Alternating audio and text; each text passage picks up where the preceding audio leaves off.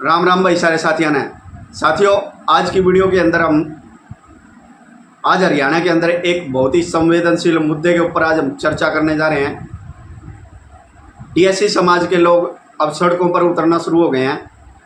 तो साथियों, इसी को लेकर के आज की वीडियो में चर्चा है और आप इस विषय के ऊपर आप अपनी क्या राय रखते हैं तो कमेंट सेक्शन के अंदर अपनी राय जरूर दीजिएगा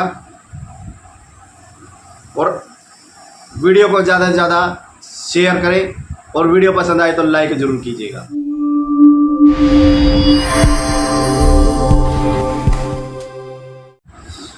दोस्तों, अब हरियाणा के अंदर जो डीएससी समाज है अब वो एकजुट होने लगा है धीरे धीरे और उन्होंने अपनी मांगों को लेकर के अब सड़कों पर भी उतरना शुरू हो गया। उसमें हमारे बवानीखेड़ा हल्के के बहुत ही जनप्रिय नेता विश्वम्भर वाल्मीकि जी हैं। उनके सामने हमने अपनी डिमांड रखी और कहा कि सुप्रीम कोर्ट ने तो फैसला दे दिया है मंत्री जी, आप इसको विधानसभा में अपनी आवाज़ रेज करके अपनी आवाज़ उठा करके इसको लागू करवाएं। तो तुरंत जनप्रिय नेता विश्वम्भर वाल्मीकि जी ने हमारी आवाज़ को विधानसभा में उठाया। और क्योंकि दोस्तों हरियाणा के अंदर विधानसभा चुनाव है और विधानसभा चुनावों को देखते हुए डीएससी समाज ने जो सुप्रीम कोर्ट ने जो फैसला दिया है अनुसूचित जाति में वर्गीकरण का, तो इसी वर्गीकरण को लेकर के सरकार के ऊपर दबाव बनाना शुरू कर दिया है डीएससी समाज ने।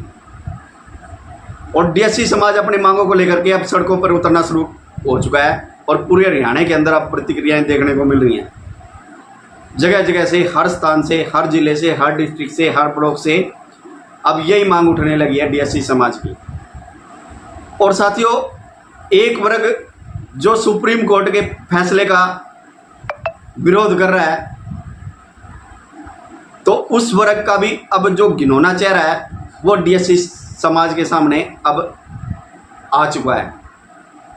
क्योंकि जब चुनाव आते हैं, जब इलेक्शन का समय होता है, जब वोट लेने होते हैं, तो वही बी वर्ग के लोग जो हरियाणा के अंदर अनुसूचित जाति में जो बी वर्ग के अंदर आते थे, तो वो अब अपने राजनीतिक फायदे के लिए जब उनको इलेक्शन में जब चुनाव होता है तो वो अपने राजनीतिक फायदे के लिए और चुनाव में वोट लेने के लिए तब तो ये डीएससी समाज को भाई बना लेते हैं कि ये हमारे भाई हैं। लेकिन जब चुनाव चला जाता है, इलेक्शन जीत जाते हैं, मंत्री बन जाते हैं, विधायक बन जाते हैं, तो फिर ये डीएससी समाज को भूल जाते हैं। फिर इनको डीएससी समाज नज़र नहीं आता। और अब वही लोग, जब सुप्रीम कोर्ट ने ये जो फैसला दिया है तो अब डीएससी समाज के जो अधिकार हैं उनको 2006 में तो इन्होंने छीन लिया था, लेकिन अब ये दोबारा से ना मिल जाए इसके लिए अब भारत बंद का ऐलान कर दिया है और सरकार के ऊपर भी, केंद्र सरकार के ऊपर भी दबाव बनाना शुरू कर दिया है। और अब डीएससी समाज इन लोगों को अच्छी तरह से पहचान चुका है और समझ चुका है।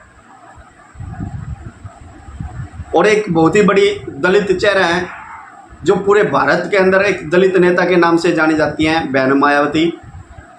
तो इन्होंने भी सुप्रीम कोर्ट के फैसले का विरोध किया और केंद्र सरकार पर दबाव बनाने का प्रयास किया। और इन्होंने अपने भाषण के दौरान ये बोला कि प्रधानमंत्री जी के संसद के अंदर एक कानून लेकर के आए, संविधान संशोधन करें और संविधान संशोधन के द्वारा ये कानून लेकर के आए संसद के अंदर कि आरक्षण के अंदर वर्गीकरण नहीं किया जाएगा और न ही कोई क्रीम लेयर तय की जाएगी। ऐसा कानून बनाने का दबाव किया जा रहा है, बनाने का प्रयास किया जा रहा है केंद्र सरकार के ऊपर, सिर्फ इस एक वर्ग के द्वारा। और एक और है जो भीम आर्मी के नाम से जिन्होंने संगठन बनाया था, चंद्रशेखर रावण, ये भी बड़े दलित नेता के रूप में उभरे थे। क्या दलित नेता बुलाते हैं भी, हम बहुत बड़े दलित नेता हैं, लेकिन इनको भी सिर्फ केवल एक ही समाज नज़र आता है, बाकी जो दलित समाज है वो इनको नज़र नहीं आता। जो डीएससी समाज है इनको ये नज़र नहीं आता। जब डीएससी समाज से वोट लेने होते हैं तब ये भाई बन करके आ जाते हैं और वोट लेने के लिए, लेकिन जब डीएससी समाज के अधिकारों की बात आती है तब ये डीएससी समाज को भूल जाते हैं। तो आज यही लोग डीएससी समाज के खिलाफ खड़े हैं। तो अब डीएससी समाज के लोग ये भी बात समझ चुके हैं, अब वो समझ चुके हैं, अपना और पराये को अच्छी तरह से समझ चुके हैं।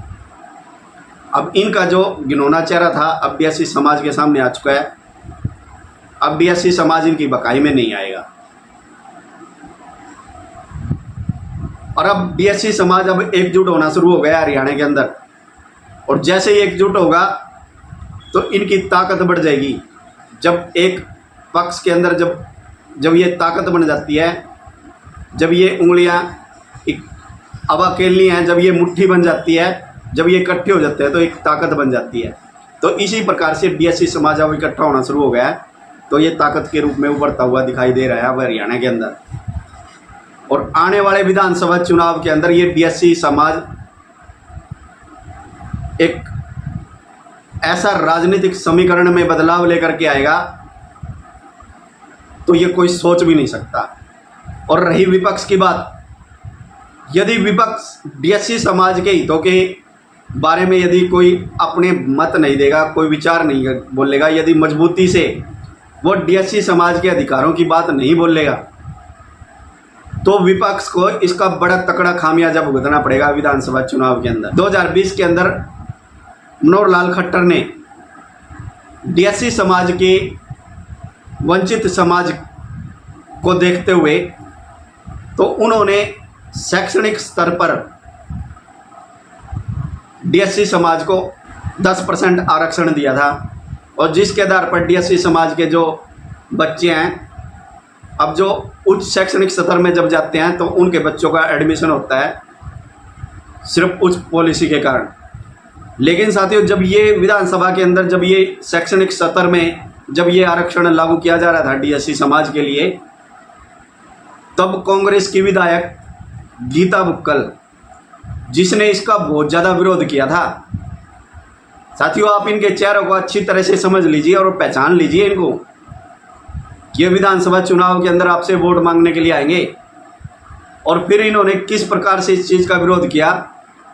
और जब मुख्यमंत्री खट्टर ने जब ये डीएससी समाज के बारे में जब उन्होंने विस्तार से बताया, उनकी शैक्षणिक और राजनीतिक और आर्थिक स्तर का जब उन्होंने बखान किया तो गीता बुक्कल ने कहा कि आरक्षण इस तरह से विभक्त नहीं किया जा सकता।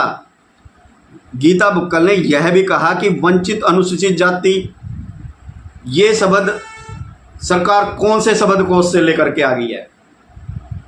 यानी कि साथियों, गीता बुक्कल को ये दिखाई नहीं देता कि ये वंचित समाज, क्योंकि साथियों इन नेताओं को सिर्फ अपना समाज नजर आता है। अपने समाज के ही लोग इनको दलित नजर आते हैं, अन्य इनको कोई दलित नजर नहीं आता। ये इन लोगों की सच्चाई है। और इधर से आप देखिए गुलाची हल्का से जो विधायक जेजेपी के जो विधायक है ईश्वर सिंह, इन्होंने भी इसका पूरा विरोध किया था। इनके साथियों आप समझिए इन लोगों को, इनके चेहरे को आप अच्छी तरह से पहचान लीजिए और समझ लीजिए। ये आपके हितैषी नहीं है, ये आपके पूरे कट्टर विरोधी हैं। ये सिर्फ आरक्षण को सिर्फ अपना ही अधिकार समझते हैं। आरक्षण के ऊपर सिर्फ ये एक ही वर्ग अपना अधिकार समझता है, अन्य किसी के लिए ये आरक्षण नहीं समझते। ये इनकी सच्चाई है। बाकी अब हरियाणा के अंदर जिस प्रकार से डीएससी समाज ने अपनी मांगों को उठाना शुरू किया है और धीरे धीरे अब ये एकजुट हो रहा है, तो तभी समाज को इसकी ताकत का पता चलेगा, डीएससी समाज की ताकत का पता चलेगा।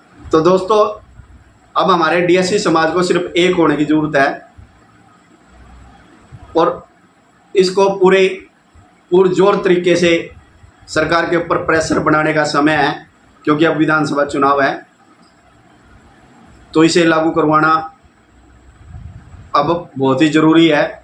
तो दोस्तों, मेरा अपने डीएससी समाज से सिर्फ यही विनती है कि आप अपनी मांगों को इसी प्रकार से उठाते रहें और एक होते रहें। जब आपकी एकता की शक्ति बढ़ेगी, जब आप इकट्ठे होंगे एक ताकत के रूप में,